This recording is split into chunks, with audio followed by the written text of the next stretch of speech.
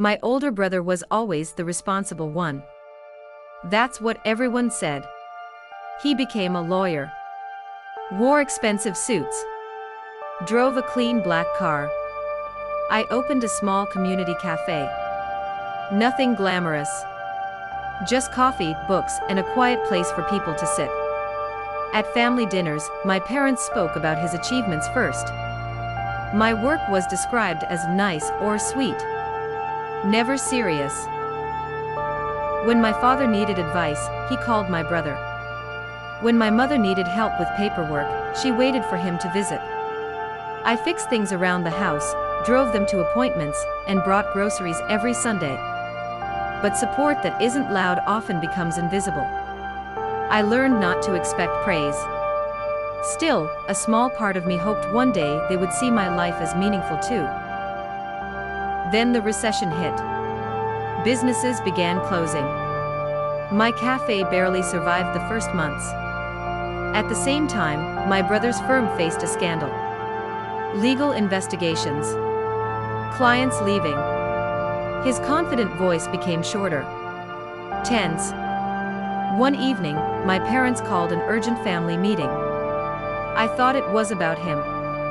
It was, but not the way I expected. My brother had invested most of his savings into a risky partnership. It collapsed. Debts followed. The firm distanced itself from him. Suddenly, the responsible one was overwhelmed. My parents were devastated. Not because he failed, but because they didn't know how to help him. For the first time, success wasn't protecting him. A week later, my brother showed up at my cafe. He looked tired. Not defeated. Just human. He asked if we could talk privately. I expected excuses. Maybe pride. Instead, he was honest. I don't know how to start over, he admitted. Hearing that from the man everyone admired felt strange. Vulnerable. I offered him a temporary position managing finances for the cafe and helping expand online orders. It wasn't glamorous. No suits. No courtroom. Just spreadsheets and early mornings. At first, he hesitated. Then he agreed. Slowly, he began rebuilding confidence, not through status, but through steady work. And something unexpected happened. We began talking like equals. I didn't send her long apologies. I didn't beg. Instead, I changed small things first. I reduced my workload. I declined a project that would have meant another promotion.